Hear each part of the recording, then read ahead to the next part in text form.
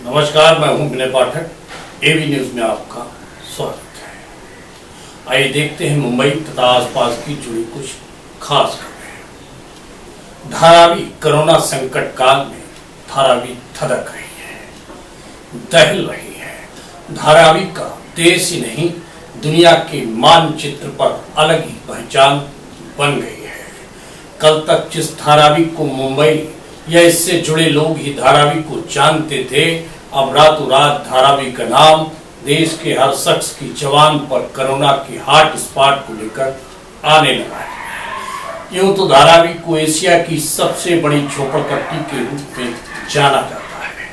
बरसों लोग इसी रूप में लोग जानते आए हैं, सुनते आए हैं और लोग यहाँ बेबसी और मायूसी के साथ सपनों को लेकर जीते आए हैं। आज सवाल ये उठता है कि आखिर क्या कारण रहा कि धारावी की तस्वीर सालों से ज्यों की त्यों बनी हुई है। क्यों धारावी के विकास के लिए कोई ठोस कदम नहीं उठाया गया। सभी राजनीतिक दलों की सरकारें आती रहीं, जाती रहीं। धारावी को हमेशा राजनीति के गलीचे के रूप में राजनीतिक पार्टियों ने प्रयोग किया है। सत्ता में आते ही धारावी को भूल जाते हैं। यही क्रम सभी सरकारों का अभी तक चलता रहा। धारावी वासियों को लगने लगा कि धारावी विकास से वंचित रहकर हमेशा राजनीति के मैदान की फुटबॉल बनकर रह जाएगा।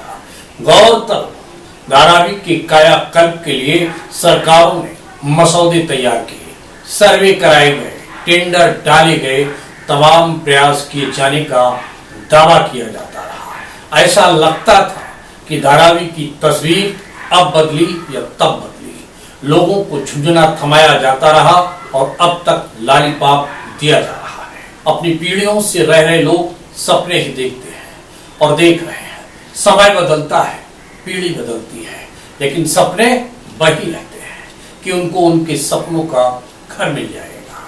लेकिन 400 फीट की मांग करने वाले लोग नहीं जानते थे कि मांग करते करते उनकी गर्दन तक कोरोना का क्रूर पंजा काल बनकर पहुंच जाएगा और ऐसी जिंदगी जीने को मजबूर हो जाएंगे जो नर्क से बदतर होगी। आंखों में इनकी बेबसी और लाचारी देखकर आंसू आ जाते हैं। यदि घर के अंदर रहे तब बीमारी इनको अपनी गिरफ्त में लेती है और अगर घर से बाहर निकले तो कोरोना, और उसी का परिणाम है कि धारावी में लॉकडाउन का पालन ठीक से न हो पाना। धारावी आज खामोश है, धारावी आज शांत है, धारावी में दहशत है, धारावी में कोराम है। कोरोना का वो कोराम जिसको सुनकर देखकर रोंगटे खड़े होते हैं। मात्र मुंबई नहीं, महाराष्ट्र नहीं, पूरे देश में धारावी को लेकर चर्चा है। काफी संख्या में लोग अपने वतन बदहाली के आलम में चले गए हैं। अगर सही मायनों में देखा जाए तो धारावी को मुंबई महानगर पालिका ने भी धन कमाने का साधन बना लिया है। धारावी के हर इलाके में जिस तरह से लोहे के एंगलों पर 4-4 मंजिला मौत के घर बनाए गए हैं,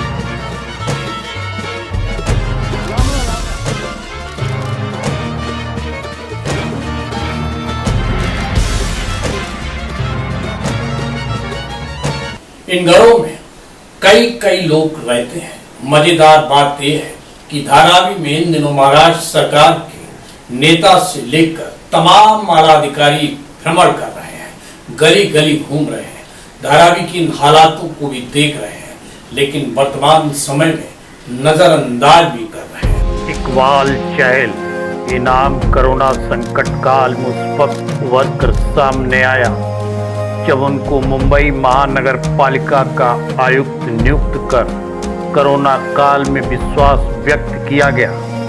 फलस्वरूप वो अपनी कसौटी पर खरा उतरे हैं। मुंबई के सबसे बड़े हॉट स्पॉट धारावी में खुद जाकर भ्रमण कर गलियों में भ्रमण किया है और धारावी की वस्तु स्थिति का नज़दीक से देखा है, जाना है, परखा है, समझा और फिर निर्णय लिया। अब सवाल ये उठता है, जब स्वयं मुंबई मनपा कमिश्नर धारावी में अपने आप को झोंककर धारावी को कोरोना संकट से उबारने में सफल हुए, वहीं धारावी की जिन तस्वीरों को लोगों ने देखा वह तस्वीरें थी धारावी की घनी आबादी और झोपड़पट्टी और उसमें अवैध निर्माण। इस दृश्य को मनपा कमिश्नर इकबाल चहल ने भी देखा और निश्चित किया होगा कि धारावी में अवैध निर्माण पर अंकुश लगाना है, लेकिन ये सब यथार्थ कल्पना ही साबित होती है, क्योंकि धारावी जोर शोर से हो रहे अवैध निर्माणों को देखकर लगता है जो हम सोचते हैं, जो हम देखते हैं, जो हम समझते हैं और चाहते हैं वह सब कुछ नहीं होता। लेकिन यदि मुंबई महानगर पालिका के अधिकारियों ने इस तरह से बनाए गए अवैध निर्माणों पर अंकुश लगाया होता तो धारावी की बस्तियां घनी नहीं होती और धारावी में इतनी आबादी नहीं बढ़ती, इसमें कोई दो राय नहीं और इससे कोई पल्ला भी नहीं झाड़ सकता। अवैध निर्माण धारावी के लिए वर्तमान समय में अभिशाप साबित हो रहा है, जिसके लिए बीएमसी कहीं न कहीं बढ़ावा दिया है। ऐसा नहीं है कि आला अधिकारी नहीं जानते थे, लेकिन उसके बावजूद भी धारावी के अवैध निर्माणों पर कभी गाज नहीं गिरी, कोई ठोस कार्रवाई नहीं हुई, मात्र फॉर्मेलिटी अदा की गई। मनपा आयुक्त का अवैध बांधकाम पर अंकुश लगाने का हर प्रयास विफल। अधीनस्थ उनके अरमानों पर पानी फेर कर नाजायज को जायज बना रहे हैं जायज। अधिकारी से लेकर कर्मचारी तक खा रहे हैं अवैध निर्माण के लिए घूस और शायद इसीलिए अवैध निर्माण कार्य की खुलेआम दे दी गई है छूट। मुंबई के जीनार्थ के धारावी में अवैध निर्माण करने वालों को लॉकडाउन के बाद अनलॉक 2 में भी खुली छूट मिल गई है। खुलेआम मनपा के नियमों की अनदेखी करके अवैध बांधकाम किए जा रहे हैं, जबकि धारावी कोरोना को लेकर हॉट स्पॉट साबित हुआ है और वो भी इसलिए क्योंकि धारावी में जिस तरह से झुग्गी झोपड़ियों की आबादी रहती है, उसके चलते शासन से लेकर प्रशासन तक काफी मशक्कत धारावी को लेकर करनी पड़ रही है। गौरतलब हो, कोरोना काल में मनपा आयुक्त के भी इस धारावी में कई बार चक्कर लगे हैं और उन्होंने भी अवैध बांधकाम पर निश्चित ही नजर डाली होगी। अवैध बांधकाम पर अंकुश लगाने का प्रयास करने की भी ठानी होगी, लेकिन उनके अधीनस्थ उनके अरमानों पर पानी फेंक कर अपनी जेबें गर्म कर नाजायज को जायज बनाने लग गए हैं। अनलॉक 2 में भी अवैध निर्माण जिस तरीके से किए जा रहे हैं वह अपने आप में एक भ्रष्टाचार का जीता जागता उदाहरण है। आप तस्वीरों में देख सकते हैं कि किस तरह से अवैध निर्माण का कार्य अभी भी चल रहा है, ना कोई खौफ है। ठेकेदार अवैध निर्माण कार्य करने में लगे हैं। मजेदार बात यह है कि अवैध निर्माण कार्य लोहे के एंगलों पर किए जाते हैं, जिनसे कभी भी मौत का हादसा हो सकता है। ये निर्माण कार्य 1 मंजिला से लेकर 4-4 मंजिला तक किए जाते हैं। मनपा के अधिकारी कर्मचारी केवल अपनी जेबें भरने में लगे हैं, उन्हें हादसों से लेना देना नहीं। धारावी में आप समझ सकते हैं कि कई बार इस तरह के झोपड़े गिरने के हादसे हो चुके हैं, जिनसे कई दुखद घटनाएं भी हुए। गौरतलब हो, इन अवैध निर्माण कार्यों की शिकायतें की जाती हैं। मनपा के अधिकारी नोटिस देकर दिखावे के लिए तोड़क कार्रवाई करते हैं। हम आपको दिखा रहे हैं धारावी के अलग अलग भागों में निर्माण कार्य की तस्वीरें, जिन्हें देखकर अनुमान लगा सकते हैं कि किस कदर मनपा के अधिकारी कानून से बेखौफ होकर अपनी मन मर्जी का राज चलवा रहे हैं और अवैध निर्माण करवा रहे हैं। धारावी के इन अवैध निर्माण कार्यों की शिकायतें की जाती हैं, लेकिन कामों को रोकने का मनपा अधिकारी का ध्यान नहीं है, केवल पैसे बटोरने में लगे रहते हैं। शिकायतों का असर मनपा पर नहीं होता। मजेदार बात यह है कि कई बार धारावी के अवैध बांध काम को लेकर धरना प्रदर्शन तक किए गए, लेकिन मनपा पर कोई असर नहीं है। आप तस्वीरों में देख सकते हैं कि किस तरह से बाढ़ में अवैध बांध काम को अंजाम दिया जा रहा है। इन कामों की शिकायत की जाती है, लेकिन कामों को रोकने का टाइम मनपा अधिकारियों कर्मचारियों के पास नहीं है।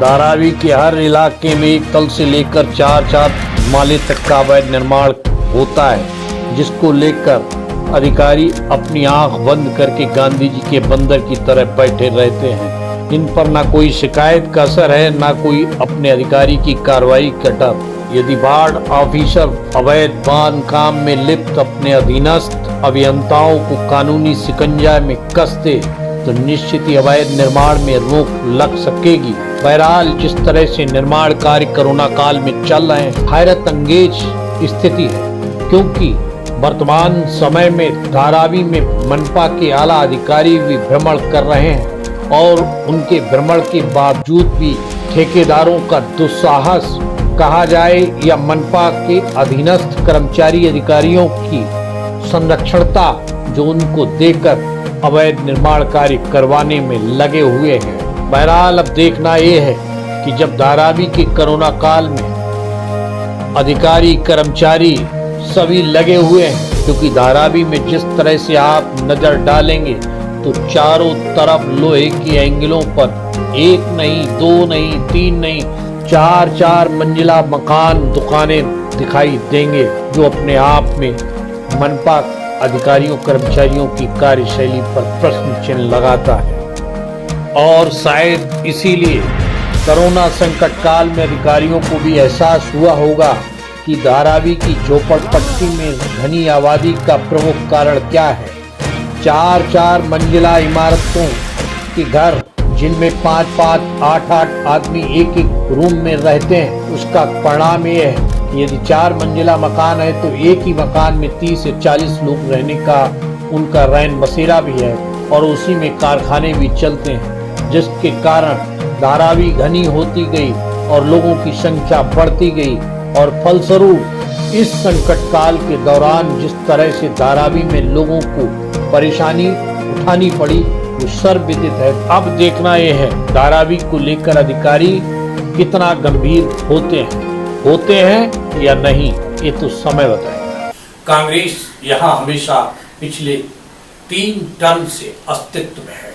धारावी विधानसभा सीट फिलहाल कांग्रेस के पास है। ऐसे में कांग्रेस के विधायक और वर्तमान की मंत्री वर्षाताई गायकवाड़ की जिम्मेदारी बनती है कि धारावी के विकास के लिए आने वाली अड़चनों को दूर करें, धारावी की समस्या से लोगों को निजात दिलाएं।